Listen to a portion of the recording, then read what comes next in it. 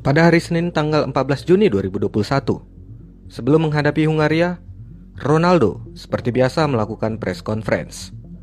Tetapi press conference Ronaldo kali ini bukan press conference biasa.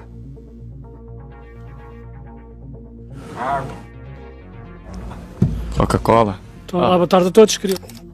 Tindakan Ronaldo menggeser botol Coca-Cola dan lebih memilih minum air mineral tadi disebut-sebut sebagai faktor penting pemicu hancurnya nilai pasar Coca-Cola hingga 4 miliar US dollar. Atau jika dirupiahkan, itu setara dengan 57 triliun. Saham Coca-Cola di New York Stock Exchange berpotensi kehilangan kapitalisasi pasarnya hingga 4 miliar dolar Amerika Serikat atau setara dengan 57 triliun rupiah. Meskipun begitu, banyak analisis yang mengatakan bahwa mengkambing hitamkan Ronaldo dalam kejadian hancurnya nilai pasar Coca-Cola adalah tindakan yang tidak adil. Karena menurut banyak analis, ada banyak faktor yang menentukan mengapa nilai pasar Coca-Cola hancur, dan Ronaldo hanyalah salah satu faktor dari sekian banyak faktor yang lain. Tapi juga tak bisa dipungkiri, pengaruh Ronaldo dalam industri sepak bola cukup signifikan. Tingkahnya dalam menggeser botol Coca-Cola dengan mudah menjadi viral, dan seketika mulai menjadi tren bagi pesepak bola ketika melakukan press conference. Paul Pogba yang seorang muslim juga melakukan tindakan yang sama dengan menggeser botol Heineken dalam press conference usai menaklukkan Jerman dengan skor 1-0. Tak berhenti sampai di situ, Locatelli, gelandang timnas Italia, juga menggeser botol Coca-Cola di hadapannya. Hingga aksi kocak Yarmolenko yang justru minta di-endorse oleh Coca-Cola karena tidak menggeser botol mereka. Dengan semua gonjang-ganjing yang berawal dari tingkah Ronaldo, UEFA pun kemudian bereaksi dengan menghimbau pemain untuk tak terus menggeser botol minuman sponsor saat melakukan press conference. UEFA mulai panik karena jika terus dibiarkan, maka tindakan seperti ini akan menjadi tren dan tentunya akan berdampak pada stabilitas turnamen. Ronaldo memang hanya seorang pesepak bola, tetapi pengaruhnya dalam industri bisnis mungkin sama hebatnya dengan seorang Elon Musk. Bagaimana bisa? Simak penjelasannya.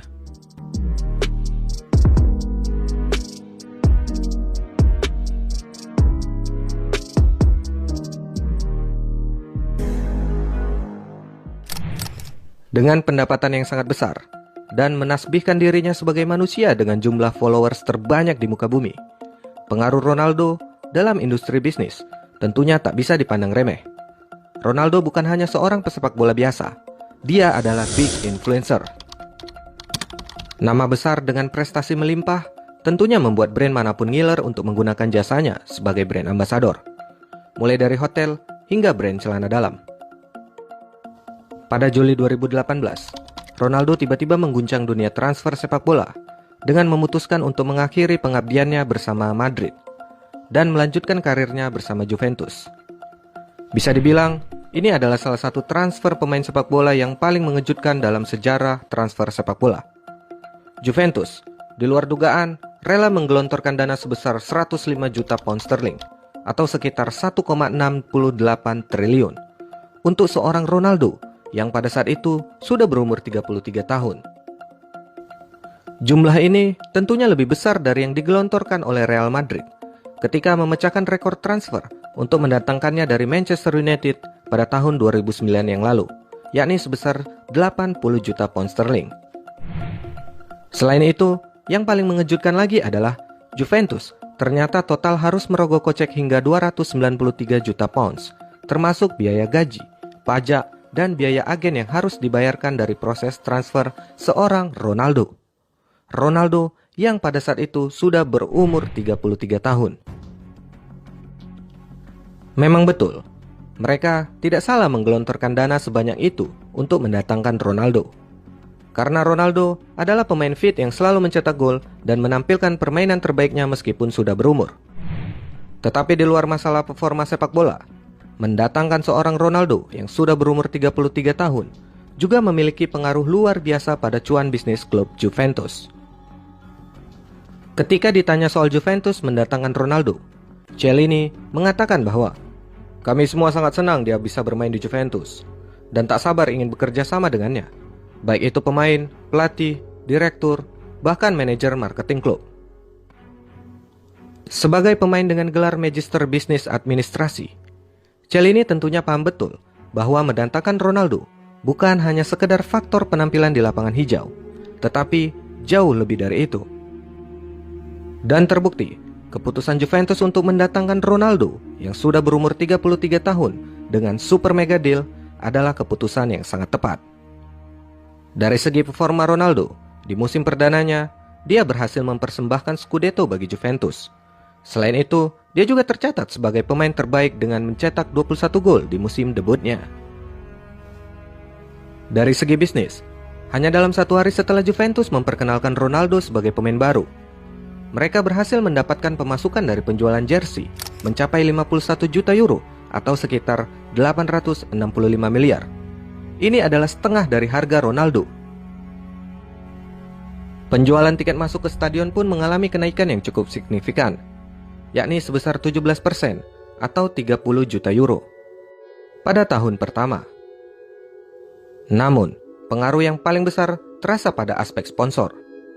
Juventus berhasil mendapatkan keuntungan sebesar 2 kali lipat dari sponsor, yakni Jeep dan Adidas, berkat kehadiran Ronaldo.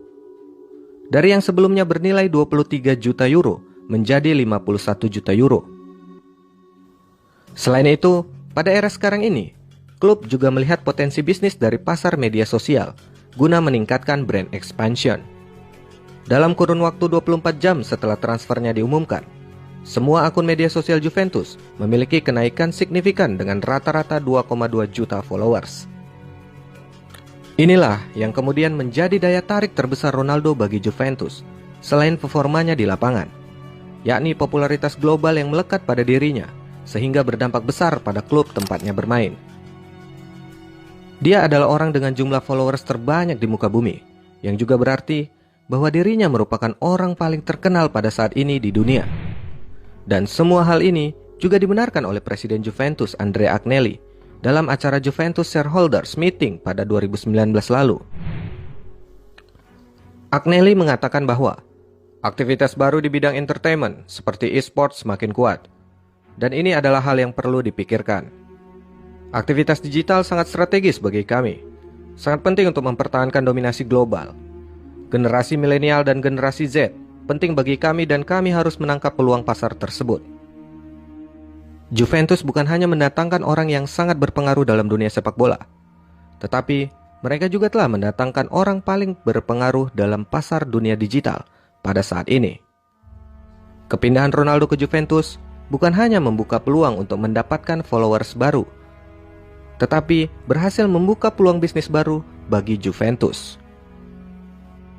Selain itu, kita juga tidak melupakan fakta bahwa penghasilan Ronaldo melalui media sosial lebih besar dari gajinya sebagai pemain Juventus.